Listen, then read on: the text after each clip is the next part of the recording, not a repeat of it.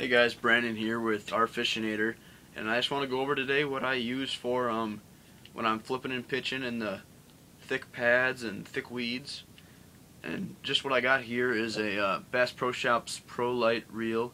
It's a high-speed reel. It's has 7 ball bearings and a 6.3 to 1 gear ratio. Right there.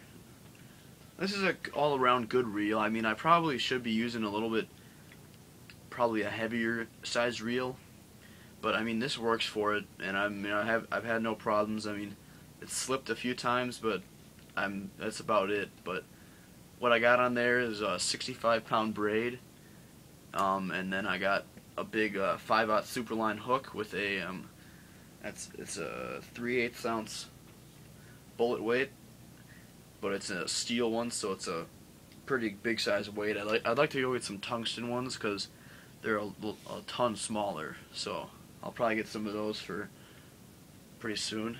And then what I got here for my rod, it's just the Abu Garcia Vendetta, and it is a 7-foot medium heavy split with split grips. This is the new rod that they came out in last year, and I mean it works great. I mean it helps pull the fish out of the heavy cover.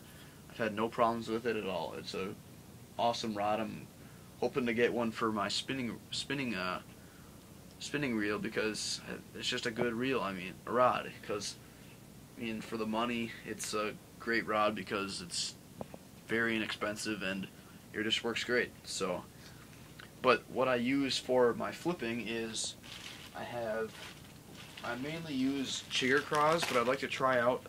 There's a brand called Groundy Bass, and I've seen videos on them, and they just seem like they have a ton of action, and a lot of the appendages just look like they move around a ton. But what I just got a ton of bags of these Berkley Crazy Legs Chigger Craws because I use them so much, and they get the bass just tear them apart. But they work great. I mean, this is what they look like. This color is a green pumpkin blue with blue flake, and I got mainly the colors I use is watermelon, so I stick to the darker colors because I'm in darker water, and that's just what the fish seem to like.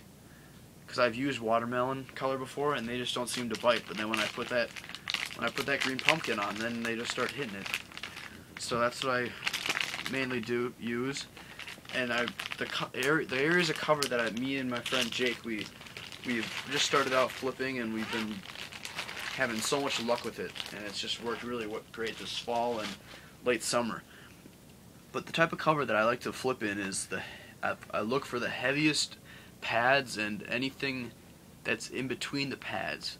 Like if you have an area where there's pads and then there's pencil weeds sticking up, that's a good place to go fish because the bass like that different type of cover area, and it's just thicker, so they have a lot of protection from the sun and just good protection for them.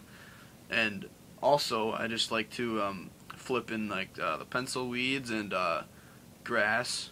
That's a good place to do it in. But yeah, I mean any place where there's a lot of cover, you're gonna be your best bet to find bass.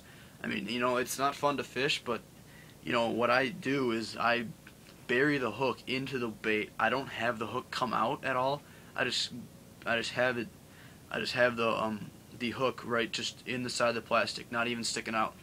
So, but you gotta make sure is when you do feel that bite, and I mean it's a pretty light bite. You gotta know what you're feeling, because what happens is when that bait falls down, they hit it when it's falling down because they get a reaction bite. So you're gonna miss a couple bass because they always miss the bait all the time. It's happened to me quite a few times.